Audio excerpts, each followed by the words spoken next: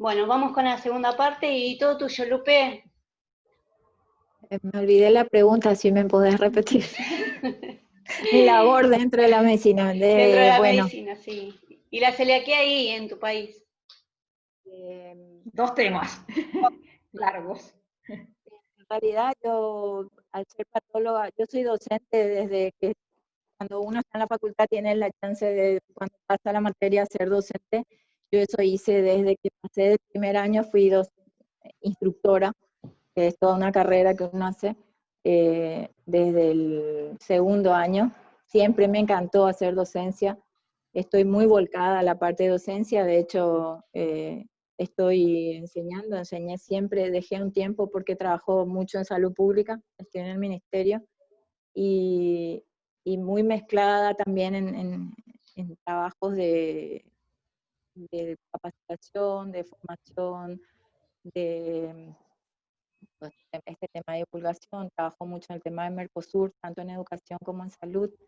Eh, en la medicina mezclé siempre eso y trabajé mucho tiempo haciendo diagnósticos en el laboratorio de anatomía patológica. Mi papá era patólogo también. Y bueno, ahora estoy menos dedicada al laboratorio porque estoy mucho en el tema de docencia y mucho en el tema de salud pública.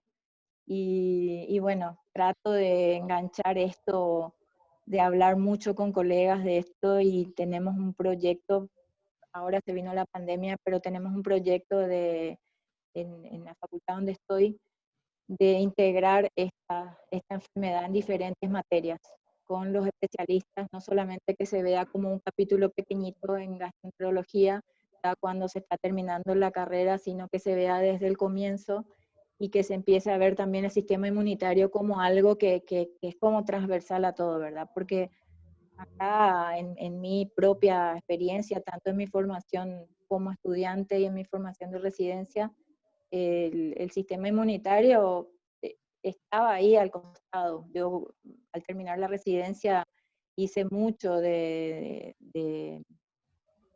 inmunoquímica y ahí aprendí también un montón, que es una técnica que nosotros hacemos aparte de la rutina que hacemos a diario, y eso me permitió también ver otra visión dentro de la medicina. Entonces, es un poco como mezclado lo que hago, pero siempre con el mismo núcleo, ¿verdad? A veces me voy a mirar algunas que otras biopsias. Tengo la ventaja de trabajar también con un familiar, y entonces por ahí miro cosas, pero no estoy todo el día en el laboratorio.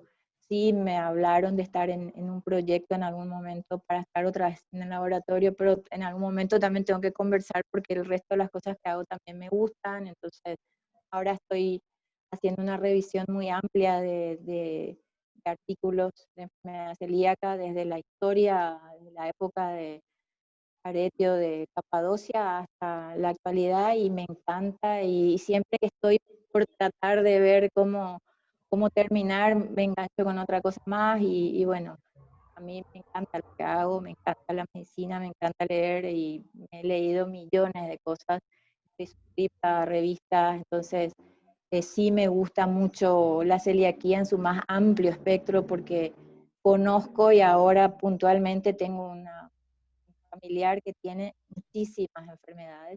Han sido ¿Es tratadas celíaco? recién ahora, porque cuando me contó a mí, yo dije, bueno, ¿por qué no te haces esto? Porque tiene artritis reumatoidea, tiroiditis y Hashimoto. Claro. Te estaban por diagnosticar lupus, le iban a diagnosticar, no me acuerdo cuántas otras enfermedades, tiene osteoporosis, tiene no sé cuántas cosas, y le decían que podía ser mucho estrés el que le generaba tantas enfermedades. Finalmente fue a un especialista, ella es de Buenos Aires, se fue al médico que yo le había dicho. Yo le dije, puedes ir acá, acá, acá, y bueno, eligió, y le salió todo positivo, el genético positivo, igual que el mío. Entonces, esa rama familiar evidentemente puede llegar a ser también estudiada, y que también puedan ser positivos, porque a raíz de ella muchos salieron positivos. Entonces, ¿Pero se hizo endoscopía? todavía no llegó a hacerse la endoscopía y está en esa encrucijada de hacerse.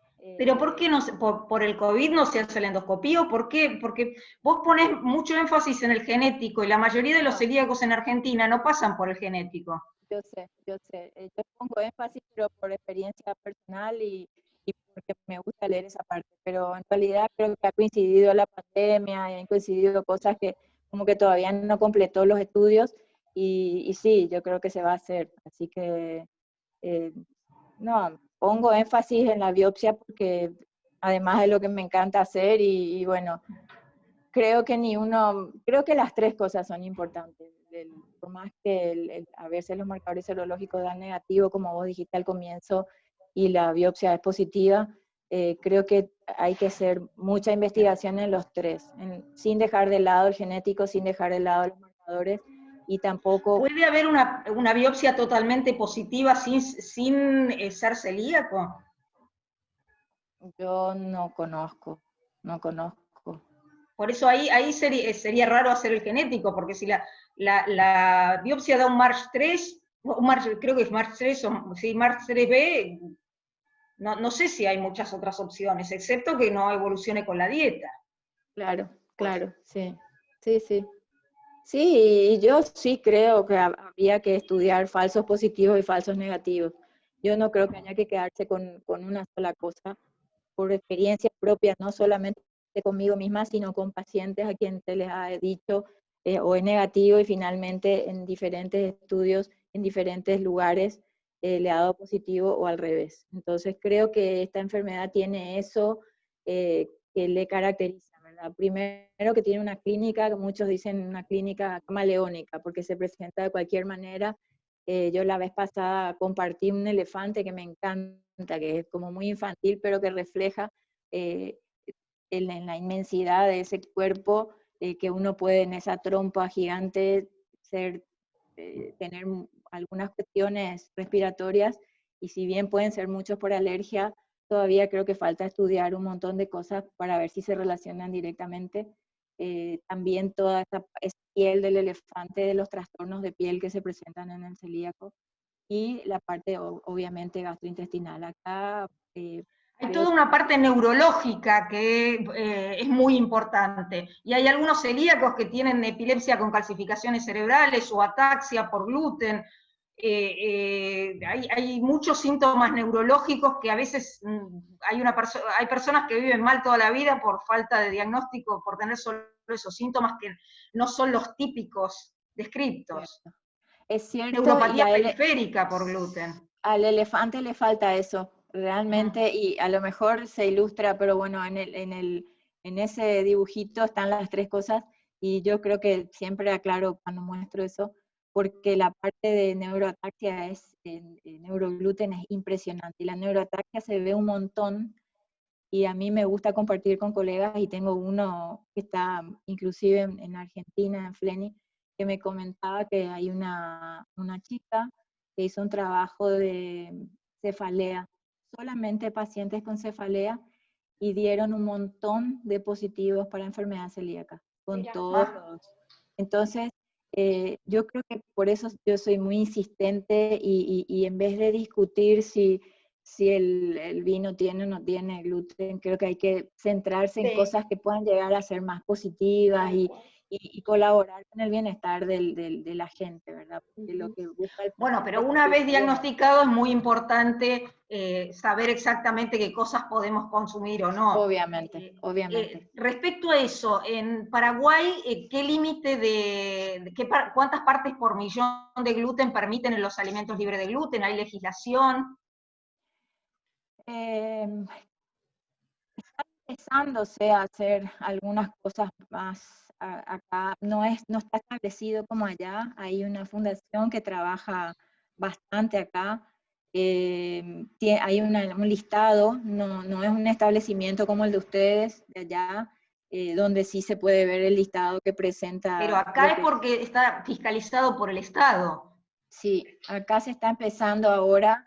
Hace un tiempo salieron unas cuantas cuestiones y ahora hay una ley que se está estudiando, que no me acuerdo cómo se llama, pero no está así exactamente establecido como... Claro, creo que el listado del ANMAT en Argentina existe alrededor de hace más de 20 años. Sí. Es como que en Paraguay recién están empezando, y eso me parece importante, porque muchos argentinos protestan por la situación en la que estamos, y no tienen conciencia de El avance que tenemos. El avance que tenemos, del lugar que tiene Argentina dentro del mundo respecto a el estudio de la enfermedad celíaca. Y a mí me diagnosticaron hace más de 58 años, cuando en Estados Unidos recién la explosión de enfermedad celíaca fue cuando llegó Fasano hace unos 20 años. Claro. Había más conocimientos en Argentina y mucho más información. Hace 6, 7 años Argentina denunciaba cuando había gluten detectable. Después hubo una asociación, la Asociación Celíaca Argentina, denunciaba cuando había gluten detectable. Después se adhirió a la ley nacional y no denuncia si tiene menos de 10 ppm. En Paraguay vos lo que decís es que están empezando a partir de la asociación. Los listados las hace la asociación, los hace el Estado. ¿Quién? Lo hace el listado, que por lo menos lo que yo conozco, hace una fundación que está hace bastante tiempo y trabajan con mucha energía. Y creo que están tratando de avanzar, y también el Estado ahora con este tema de las leyes que están también empezando a tratar un poco más, pero no data de 50 años atrás. ¿Pero hay alguna ley? Hay una ley que se hizo y se modificó después, y ahora se está trabajando en una ley que no me acuerdo cómo se llama, pero es como que haya pan para todos, una cosa así, pero está empezando a tratarse eso. No estoy muy informada porque es nuevo, por lo menos para mí. Y bueno, por ejemplo, hay una resolución en el ministerio que sí establecía, tiene varios años, que los medicamentos no tienen que tener gluten, pero algunos laboratorios... Se cumple porque eso en Argentina existe, pero no se cumple. Acá algunos laboratorios tienen el sellito, y sí, el logo, pero no sé si todos cumplen. Claro. Ese es un tema profundo para mí, porque muchos en médicos... Argentina hay ley desde el 2009 respecto a eso, y la modificaron en el 2015 porque ya estaba reglamentada para no cumplir la parte de medicamentos, y no se cumple.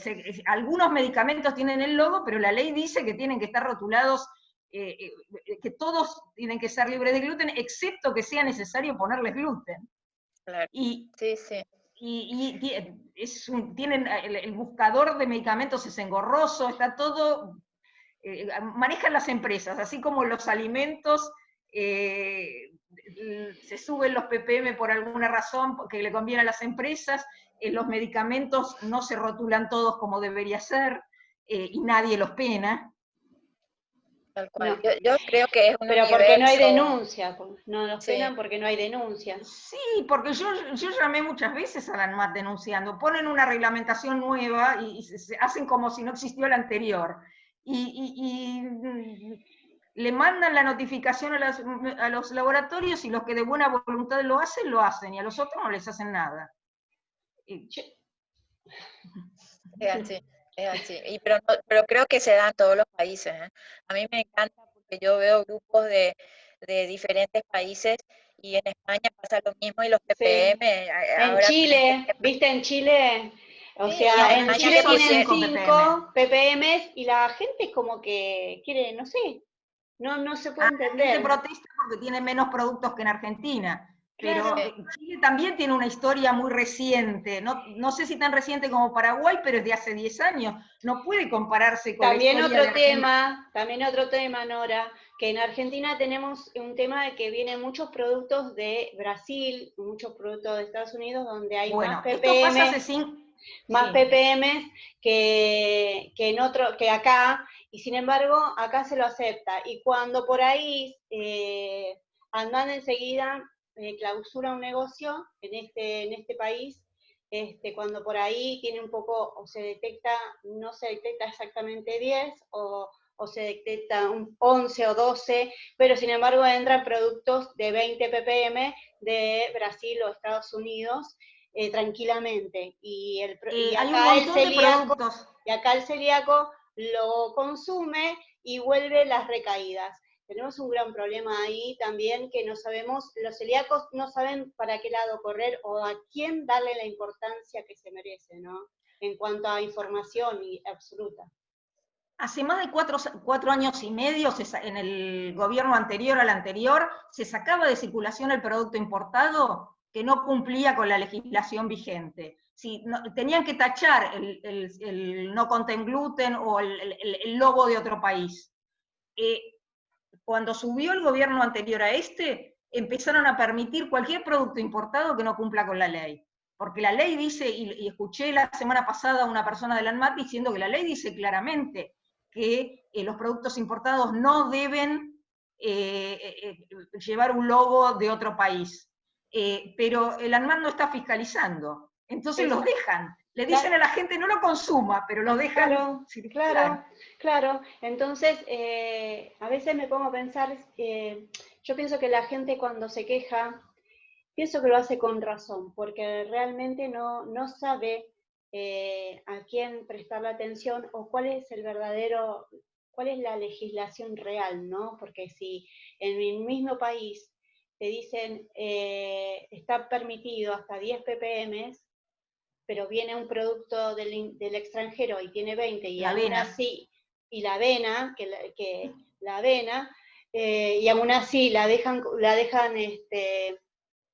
se deja en la producción o se deja entrar en los comercios, no se puede andar enojándose con la gente. Yo por lo menos de ese lado entiendo, me costó, pero tuve que entender que tienen un poco de razón tienen, ¿no? Por más que uno... La información es confusa. Totalmente. La cerveza Corona circula por Buenos Aires con el logo de afuera. Totalmente. Entonces me pongo, cuando nosotros que somos comunicadoras, también se nos hace un poco difícil también, porque de un lado, inclusive los mismos profesionales de la salud, ¿no? Que de repente tenemos uno que realmente se preocupa por la salud del paciente y otros, bueno, que están auspiciados por ciertas empresas y que, bueno, te dicen esto, no, bueno, pero no sé, si es libre de gluten la avena, se podría consumir o sin,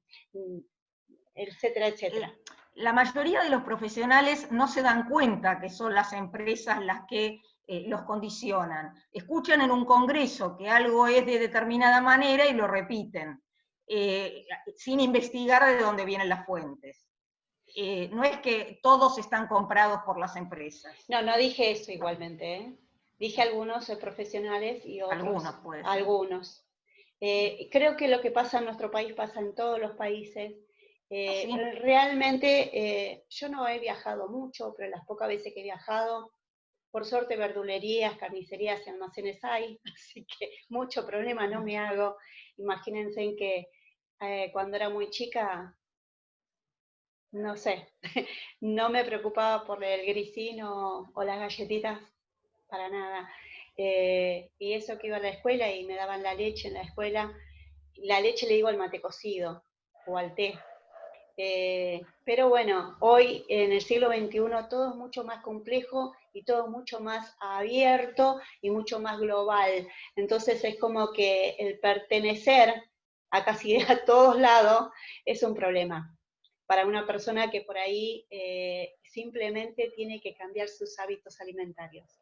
Qué loco, ¿no? Porque no se trata de tener un comprimido, de tomar un comprimido cada hora, sino que se trata de elegir entre el pan o una manzana. Pero bueno, estamos así. Yo honestamente creo que para tener adherencia a la dieta y al tratamiento hay que, yo insisto mucho en ponerle y ayudarle a la gente a que tenga esa buena onda, ¿verdad? Y bueno, el que le cuesta más dejar el pan y bueno, que siga probando con sus recetas y si no le hace tanto daño, bueno, que use lo que considere. Es demasiado grande el universo de las comidas y de los medicamentos y hay que aprender y desaprender. Entonces son dos actividades que son complejas para la gente, porque es aprender a comer, aprender a vivir en un mundo que no solamente hay que saber comer, sino puedo saber, pero se me contamina con las cosas, y eso para que la gente pueda interpretar que cuando pasa su cuchillo en algo con gluten y pasa en la comida sin gluten, se contaminó, es nuevo. Claro, Desaprender todo lo que se comía antes. O sea, tal vez, no digo que sea una ventaja, pero cuando uno es diagnosticado de chiquito a lo mejor es como más es más fácil, fácil. pero una persona que, yo digo, a mí no me costó porque fue un alivio, pero una persona que a los 30, 40, Claro, 50 años se le diagnostica y toda la vida salió y comió con la gente y tomó y decirle esto no, son dos actividades que por ahí son muy difíciles de llevar adelante y genera mucha frustración, porque eso hay que sumarle lo que la gente también te dice. Eso nomás vas a comer cuando estás comiendo ensalada. Y qué sé yo, comentarios que son a veces, a mí me han dicho un montón de cosas y creo que hasta ahora me dicen como que es muy exagerado cuando uno claro, cuida los ppm delante mío. Hay gente que come, por ejemplo, no sé, voy a decir papas que se compran en bolsa y dice no contiene gluten. Das la vuelta y dice puede contener gluten porque se procesa en una planta con gluten. ¿Yo qué hago? No como. Prefiero poner la papa hervida o hacer unas papas al horno, no sé, de la propia papa que no sí, me cuesta sí, nada pelar. sí, Entonces, yo creo que la idea me parece que habría que hacer énfasis en que la gente eh, le ponga eso y que aprenda a tal vez tomarlo más relajadamente, saber que si hace una buena dieta tiene menos posibilidades de enfermarse de otras cosas, porque totalmente. se comparten con otras autoinmunes. Yo vivo con otras autoinmunes aparte, yo desarrollé tiroides de Hashimoto, qué sé yo, tengo algunas otras cuestiones que se dan todo el tiempo. Yo tuve casi 30 años sin diagnóstico y por ahí mostrarle a la gente que uno puede salir de eso, que no es tan nefasto y que uno, la vez pasada escuchaba cuando Nora decía, uno puede salir y no tomar nada o tomar, no sé, agua. Que eso se vea como algo normal, pero no Claro, que si uno no come en la mesa y se sienta a charlar, ya tiene la etiqueta de que o no socializa o es como más, o es diferente o no cae bien.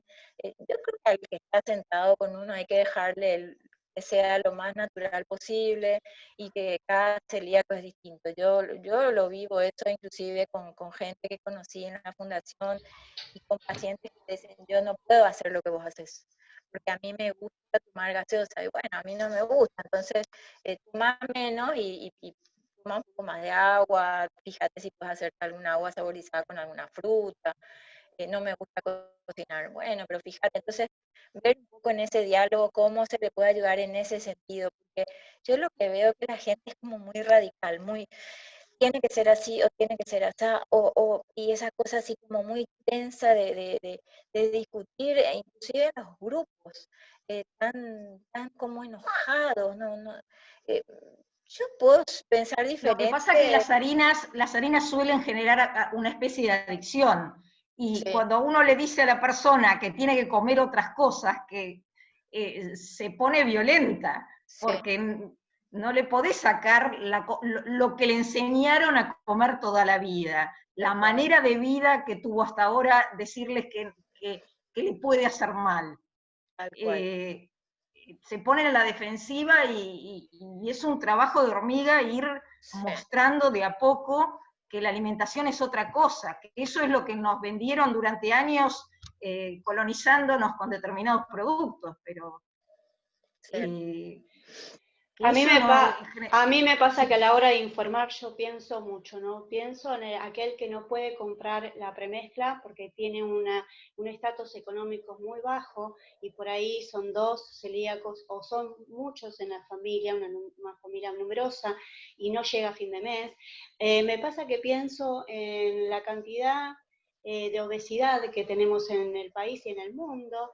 Entonces, a la hora de hablar de salud, eh, por eso pongo el énfasis en la alimentación saludable, porque se supone que me pasa a mí, no sé, a mí me hubiera encantado de niña que me hablaran, me dijeran, mirá, pasa esto, esto, esto, y si vos consumís demasiado tal o cual cosa, te puede llegar a pasar esto, esto. No te va a pasar, sino que te puede llegar a pasar. Hay un problema también que, bueno, que al momento yo aprendí con el tiempo y sigo aprendiendo, al momento de por ahí explicar o escribir, hacerlo cortito y conciso, porque a la hora de leer, las palabras tienen que ser exactas. Lamentablemente algunos no nos gusta leer, a algunos nos gusta leer mucho, a algunos no nos gusta leer. En algunos momentos yo no tengo ganas de leer mucho. Entonces, pero a la hora de informar, nosotras que hacemos grupos de guía, por decirlo de alguna manera, como guías, me gusta pensar en casi todos. No puedo lograrlo hacerlo en todos, pero lograr en todos sí. ¿Por qué? Porque en mi propia familia o en mi propio círculo social hay de todo un poco. Está el obeso, está el diabético, está el que tiene múltiples enfermedades autoinmunes, o simplemente nada, pero quiere adelgazar o quiere sentirse mejor, o quiere aprender para que al orar, en el momento de hacer un evento, poder satisfacer a todos por igual. La inclusión, esta palabra tan loca, tan fácil de repetir, de decir, pero muy difícil a la hora de ponerlo en práctica. Eso a mí particularmente me preocupa y quiero aprender. Me da la sensación de que como hacer un grupo para mí, en realidad mi grupo, no tenía muchas ganas de tener un grupo, justamente por todo esto, estas discusiones, estas cosas de andar, que la gente se enoje. No me gusta que la gente se enoje por pelear, por querer comer un pan, cuando tal vez en la mesa de alguna familia ni siquiera eso hay.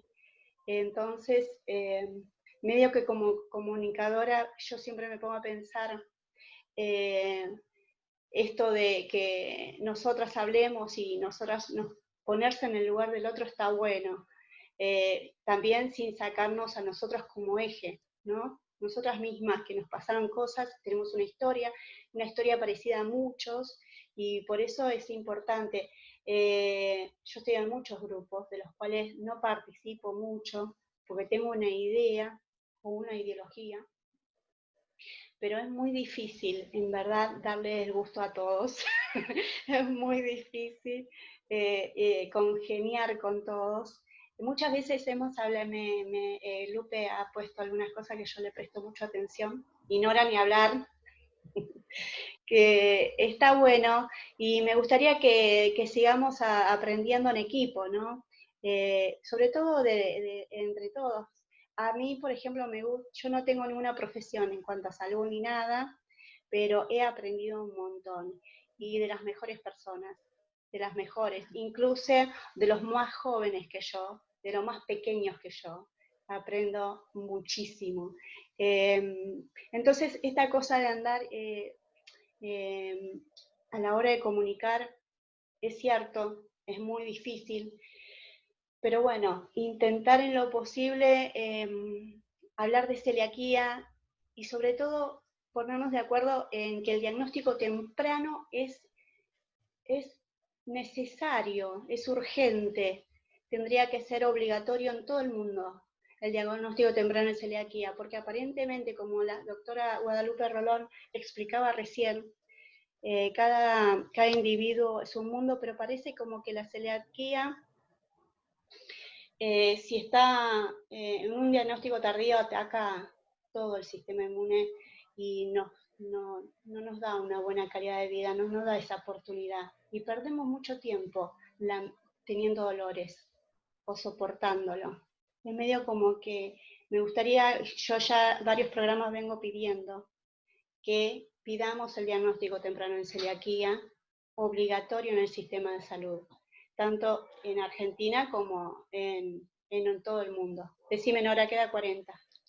es fundamental que en todas las escuelas médicas se aprenda de celiaquía. Yo creo que así como hay especialistas en diabetología, tendría que haber celiacólogos, porque si el 1% de la población es celíaca, tendrían que existir los celiacólogos, especialistas en celiaquía. Paralelamente, todas las otras especialidades tienen que saber de celiaquía, porque si no pasa que una persona vive toda la vida con anemia y no sabe por qué, o una persona vive toda la vida con ataxia y no sabe por qué, o con epilepsia. El odontólogo. El odontólogo es fundamental, seguro, para el diagnóstico, porque es un síntoma típico en casi todos. Tendría que ser un tema, en cada especialidad se tendría que hablar del tema. Así como se habla de los diabéticos y de las consecuencias de la diabetes. Es muy común hablar de la neuropatía periférica de la diabetes, pero la celiaquía trae neuropatía periférica. Yo tengo secuelas de neuropatía periférica irreversibles, porque cuando yo era chica el diagnóstico se hacía con 3 biopsias, y había un periodo de desafío en el que uno tenía que consumir gluten. El médico que me atendió consideraba que yo no era celíaca, por lo cual me hizo consumir gluten casi un año, y quedé con secuelas. De ahí pasé a gimnasia recuperatoria. Pero yo lo entiendo de acuerdo a los conocimientos de medicina que había en esa época. Gracias que me salvé en esa época.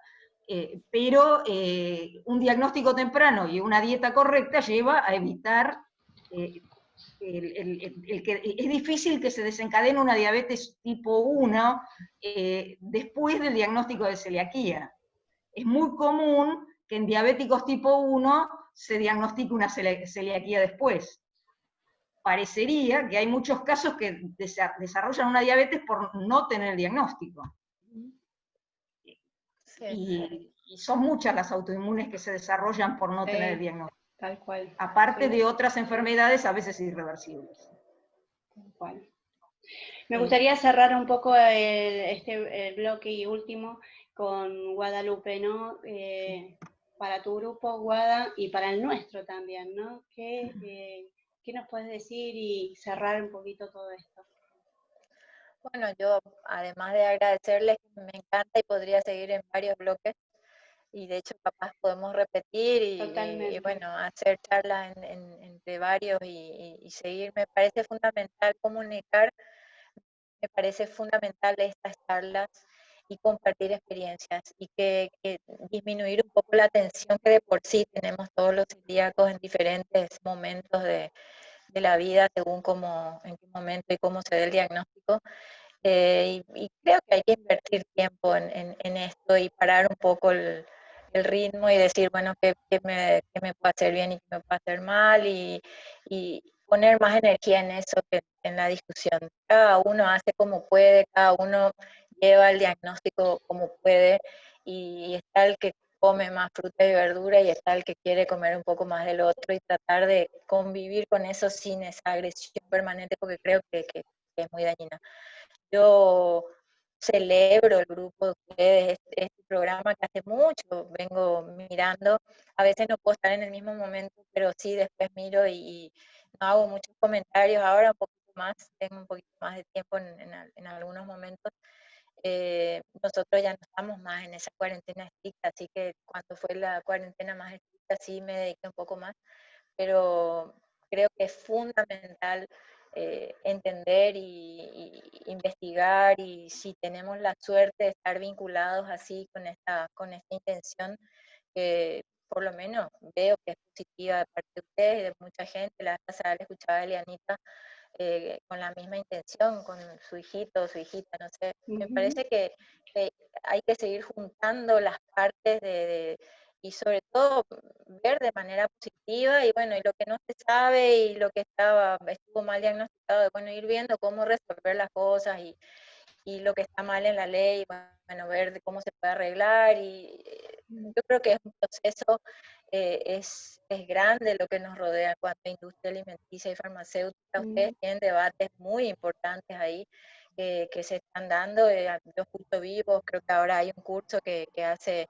esta autora del libro que les conté y me parece Sí. fantástico. Esto va abriendo muchas mentes y me parece que si entre celíacos y profesionales de la salud, colegas que están interesados, se puede ir armando estos espacios, también podemos seguir creciendo y se puede aprender cada vez más, ¿verdad? Entonces, cosas que fuimos nombrando acá y que antes no se sabía. Yo el otro día estaba charlando con Nora y bueno, con esto cierro, que lastimosamente se acaba el tiempo, pero qué sé yo, asmáticos, yo conozco un montón de asmáticos que son celíacos y pese a la dieta estricta siguen siendo asmáticos, entonces ver cómo se puede seguir investigando y compartir artículos Pero para mí es posiblemente eso. sean dos cosas paralelas. No sé si. Yo soy alérgica de siempre y yo le contaba que creo que muchas veces padecí mucho más mis alergias respiratorias, para las que actualmente muchas veces necesité medicación, que la celiaquía, porque la celiaquía tiene una cura. Elimino el gluten de mi dieta y ya está. En cambio, en la alergia, si soy alérgica, como soy, al pasto y al el polvo que dejan las arañas, es imposible eliminarlo. Entonces, Claro. puedo hacer desensibilización si estoy en condiciones, pero a veces uno ya no está en condiciones, y tengo que convivir con eso, que me complica la vida. Claro, yo creo que y son mediados por IgE, que no es la IgA, no es la que nos caracteriza, y la IgG, ¿verdad? Entonces, creo que hay que seguir investigando. Es un Las mundo relaciones que puedan fascinante. tener genéticas. Sí, yo creo que es un mundo fascinante. Ojalá en algún momento podamos conformar un grupo de investigación entre países y bueno, seguir avanzando, porque es lo que dijo Nora, ¿verdad? Que unos 30 años por la aparición de algunos investigadores y de grupos en diferentes países se fue avanzando, pero creo que eso hay que seguir fortaleciendo y bueno, que uno sea parte de eso y colaborar con dar cada vez más información y como siempre digo, desde la mejor buena onda.